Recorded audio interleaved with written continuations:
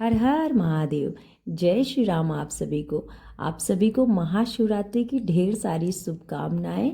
और ये फाल्गुन मास के कृष्ण पक्ष की त्रयोदशी तिथि को पड़ने वाला एक बहुत बड़ा शिव जी का त्यौहार है और यहीं से त्योहारों की शुरुआत होती है। यहाँ पर हम महाशिवरात्रि की पूजा विधि की बात करेंगे। सबसे पहले हम एक चौकी या आसन ले लेंगे, उस पर एक स्वच्छ पीला लाल सफ़ेद वस्त्र आसन देंगे, जिसपे हम शिव जी की प्रतिमा को स्थापित करेंगे। सुहागन स्त्रियां इसका विधि विधान से पूजन करें अपने अखंड सौभाग्य के लिए। यहाँ पर हम शिव जी के परिवार की एक फ़ोटो ले लेंगे, जिसे हम अक्षत देकर उनका आसन लगाएंगे और यहाँ पे हम पूरे परिवार की विधि विधान से पूजा करेंगे। पुनः हम एक आसन दिए के लिए लगाएंगे, वो भी अक्षत से ही लगाएंगे। अक्षत हमारी समृद्धि का प्रतीक है और अक्षत का हमारे पूजा में बहुत महत्व है। अखंड अक्षत का इस्तेमाल करें। यहाँ पे हमने गणेश जी को भी स्थान दिया है और शिव जी की कृपा से इन्हें सबसे प्रथम पूज्य गणेश जी हैं, तो इनको सबसे पहले स्थान दिया जाता है सभी पूजा में। और यहाँ पे अगर आपके पास सर्प है, त्रिशूल है, डमरू है, तो यहाँ पर शिव जी की जो पूजा होती है महाशिवरात्रि पर, इन सब का बहुत महत्व है। और आपके पास डमरू है तो उसका भी विधि विधान से पूजन करें, आसन दें, क्योंकि ये सभी कथा, वेद, पुराण, उपनिषदों का यही तो एकमात्र प्रतीक है। और यहाँ पे हम गौरी गणेश के लिए भी आसन देंगे। यहाँ पे गौरी गणेश की विधि विधान से पूजा करेंगे। तत्पश्चात हम शिव जी की शिवलिंग की पूजा करेंगे। तो यहाँ पे हमारा जो दिया है उसको हम अच्छे से प्रज्वलित करेंगे। उसके बाद अपना हम पूजा प्रारंभ करेंगे। महाशिवरात्रि की पूजा में आप सभी अपने पूरे परिवार के साथ सम्मिलित हों। इसका बहुत महत्व है जीवन में। आनंद के लिए इस तरह का महापर्व आप अपने परिवार के साथ जरूर मनाएं। अब हम शिवलिंग की पूजा करेंगे। अगर आप लोगों के पास शिवलिंग नहीं है तो आप पार्थिव शिवलिंग बना लीजिए, या फिर कोई छोटा सा शिवलिंग शिवरात्रि के दिन अपने घर ले आइए। और हम बेलपत्र के आसन पर रखेंगे एक पात्र में, और उन जल में हम काला तिल और गंगा जल मिलाकर इनका जलाभिषेक करेंगे। तो 4 प्रहर की जो पूजा होती है, एक बार सुबह के समय जल से, दोपहर के समय दूध से, शाम के समय गन्ने के रस से और रात में पंचामृत से। इस प्रकार यहाँ पर हम काले तिल और गंगा जल से स्नान करा रहे हैं। यहाँ पर हम एक साथ ही प्रदोष काल में शाम के समय 4 प्रहर की पूजा करेंगे। तो यहाँ पर आप महामृत्युंजय मंत्र का जाप कर सकते हैं, ओम नमः शिवाय का जाप कर सकते हैं, और शिवलिंग को जो है वो उसकी जलाधारी उत्तर दिशा में सदैव रखें। यही सही दिशा है शिवलिंग की जलाधारी का, जिधर से जल गिरता है। तो यहाँ पे आप देख सकते हैं, हम यहाँ पे जो दूध चढ़ाएंगे, फिर महामृत्युंजय मंत्र का जप करेंगे।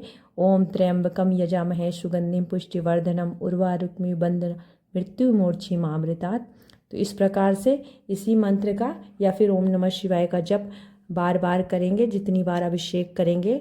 यहाँ पर तो मैंने चारों अभिषेक एक साथ कर दिए हैं।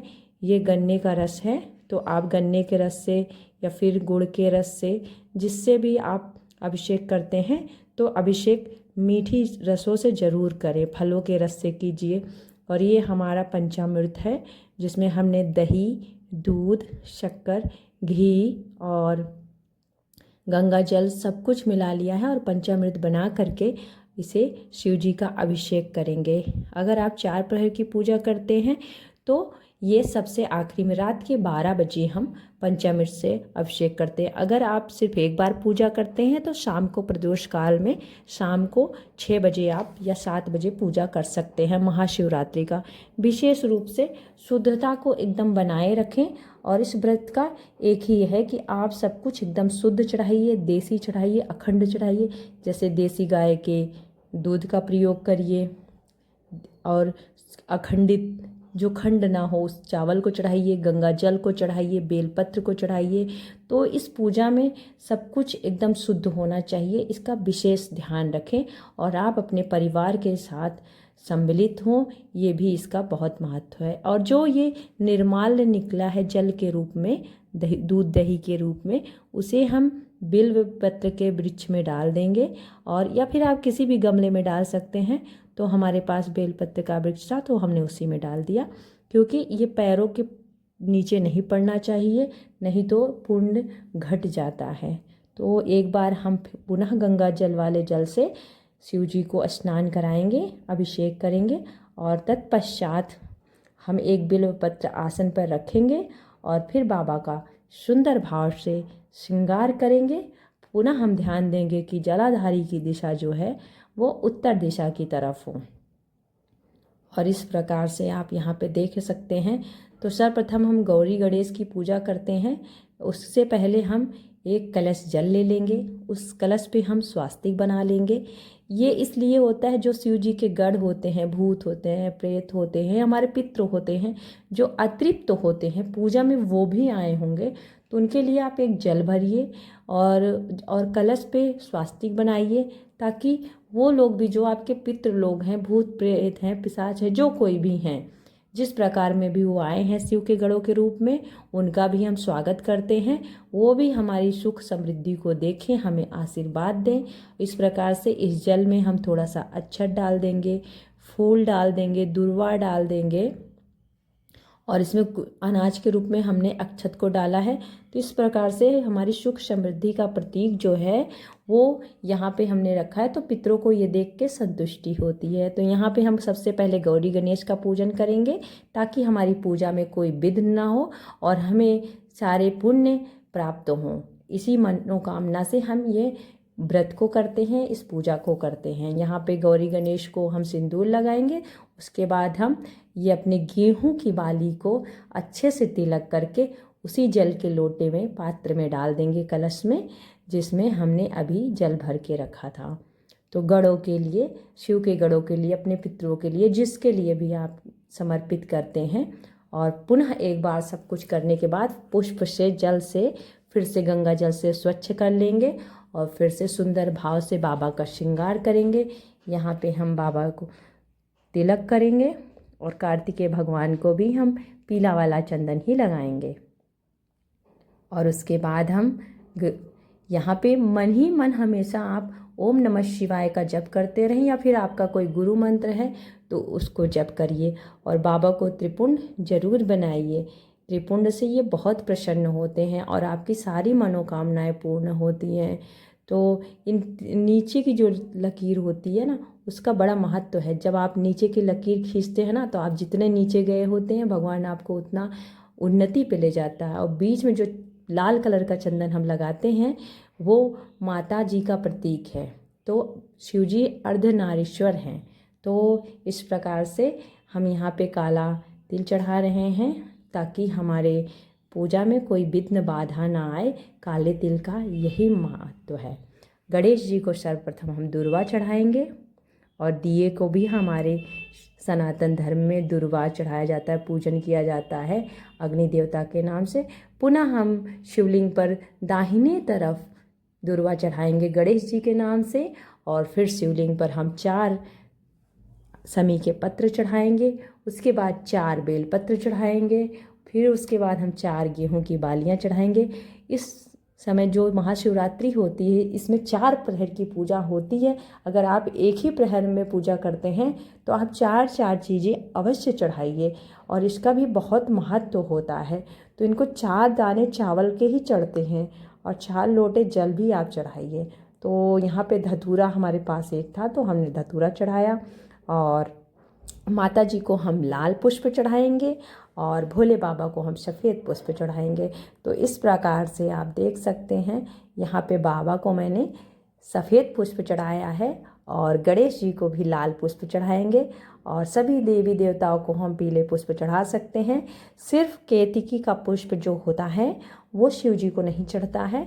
बाकी सारे फूल जो होते हैं वो भगवान शिव को चढ़ाए जाते हैं। और सब उनमें सबसे महत्वपूर्ण ये है कि उनको बिल्व पत्र, कनेर के पुष्प, इस तरह की चीज़ें इन्हें बहुत ज़्यादा प्रिय हैं। और शिवरात्रि पर इन्हें आप बेर भी चढ़ाइए, और यहाँ पे देखिए कुछ गुलाब की जो पंखुड़ियाँ होती हैं, 108 चढ़ाइए, 21 चढ़ाइए, 5 चढ़ाइए।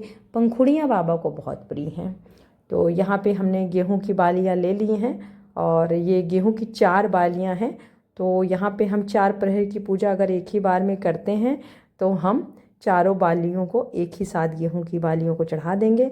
और यहाँ पर हम भोग लगाएंगे, बतासे और गुड़ का भोग लगाएंगे। और बतासे महादेव को बहुत प्रिय हैं, बतासे और जल इन्हें बहुत प्रिय हैं।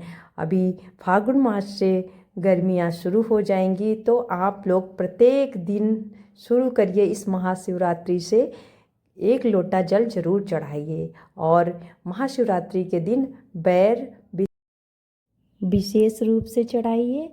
और इस प्रकार से बाबा को सुंदर भाव से जो कुछ भी फल फूल मिठाइयाँ आपके पास है, सुंदर भाव से चढ़ाइए और मन ही मन ओम नमः शिवाय का जाप करते रहिए।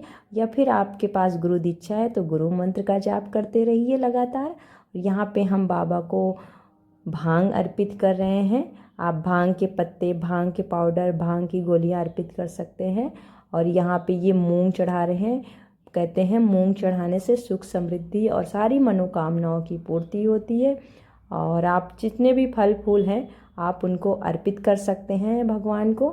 तो अभी हम यहाँ पे पूजा कर रहे हैं। तो यहाँ पे पूजा में सबसे महत्वपूर्ण चीज़ है, बाबा को भस्म बहुत प्रिय है, तो आप श्वेत भस्म जरूर चढ़ाएं भगवान को। और यहाँ पे माता जी को जो सुहागन स्त्रियाँ हैं वो सभी प्रकार के श्रृंगार चढ़ाएं, जो वो पहनती हैं, जो धारण करती हैं, वो माता जी को जरूर चढ़ाइए। 16 श्रृंगार तो माता जी महाशिवरात्रि के दिन करती हैं, तो आप सभी लोग भी इनको 16 श्रृंगार चढ़ाइए और कुछ दक्षिणा चढ़ाइए और इत्र चढ़ाइए। यहाँ पे हम भोलेनाथ को और माता पार्वती को इत्र से सुगंधित कर रहे हैं। आप हमेशा जब भी इत्र लगाइए, थोड़ा सा इत्र कॉटन पे लगाकर पहले भगवान को लगाइए, फिर अपने लगाइए। तो ऐसे ईश्वर की कृपा आप पर बनी रहेगी। इसकी बड़ी महिमा है कि इत्र की जो सुगंध ईश्वर में है वही सुगंध आप में हो। यहाँ पे मैं आरती की थाली लगा रही हूँ स्वास्तिक बना के। तो आप भी अपने घर के सभी सदस्यों को इकट्ठा करके आरती में सम्मिलित करिए। पूजा के बाद आरती का बड़ा महत्व है। हवन करवाइए पूजा के बाद। जैसे कि आप शिवरात्रि व्रत हैं तो उसका पाठ भी कर लीजिएगा और शिव चालीसा भी पढ़ लीजिएगा। उसके बाद हवन करवाइए। फिर हवन के पश्चात अब हम बाबा की सुंदर भाव से आरती करेंगे। आरती में आप विशेष रूप से कपूर को सम्मिलित करिए और आरती हमें कपूर से ही करनी है। और उसमें थोड़ा सा अक्षत या फिर लौंग मिला लीजिए। लौंग से हमारा वातावरण शुद्ध हो जाता है और कपूर से भी वातावरण शुद्ध हो जाता है। तो ध्यान रखें कि आपको एक बार पुनः से गंगा जल छिड़क लेना है, ताकि हम आरती करने के लिए सब कुछ इस तरह से समर्पित कर सकें। तो आरती में आप अपने घर के सभी सदस्यों को, अपने परिवार के सदस्यों को इकट्ठा करके बैठें। आरती का यही उद्देश्य है कि आप सभी लोग एक राग में शिव जी को एक सुंदर सी आरती सुनाएं। महाशिवरात्रि की रात आरती और भजन का बहुत महत्व है। यहाँ पर हम शिव जी को यज्ञोपवीत चढ़ा रहे हैं। और यज्ञोपवीत जो है ये सिंगल नहीं है, ये डबल है। तो आप जब भी चढ़ाएं जोड़े में चढ़ाएं, जोड़े का बहुत महत्व है। तो इस प्रकार से यहाँ पे हमने एक जो डमरू लिया है, और डमरू तो इनके गढ़ों में ही शामिल है। और इस प्रकार से यहाँ पर हम इस पे स्वास्तिक बना रहे हैं और स्वास्तिक बनाकर इनकी पूजा करेंगे। और फिर हम डमरू को ज़रूर बजाएंगे और उसके बाद हम अपनी आरती सुनाएंगे। तो हम अपनी भाषा में सुनाएंगे, बाबा जो है अपनी डमरू की भाषा में सुनेंगे। तो इस प्रकार से यहाँ पर हम लोग आरती शुरू करते हैं। तो आप भी इसी प्रकार से महाशिवरात्रि का पूजन करिए। और ये विधि आपको कैसी लगी आप लोग ज़रूर बताइएगा। तो यहाँ पर हम ये वीडियो आप सभी के उपयोग के लिए बनाए हैं, तो आप लोग बताइएगा कि यह वीडियो महाशिवरात्रि की आप सभी के लिए कितनी उपयोगी हुई। और ज़्यादा से ज़्यादा आप अपने परिचितों को इसे ज़रूर भेजिए, ताकि उन लोगों को भी पूजा की सही विधि का पता चल सके। और यहाँ पर हम पूरी विधि विधान से, जो जिस हिसाब से सक्षम हो उस विधि विधान से पूजन करें। भगवान सबका कल्याण करें। एक बार पुनः महाशिवरात्रि की बहुत बहुत शुभकामनाएं। और भगवान को आरती देने के बाद आप सभी लोग आरती को ग्रहण करें। और इस प्रकार से भगवान आपका कल्याण करें। आप जहाँ भी रहें प्रसन्न रहें। शिव जी की कृपा आप सभी पर बनी रहे। नमः पार्वती पतये हर हर महादेव।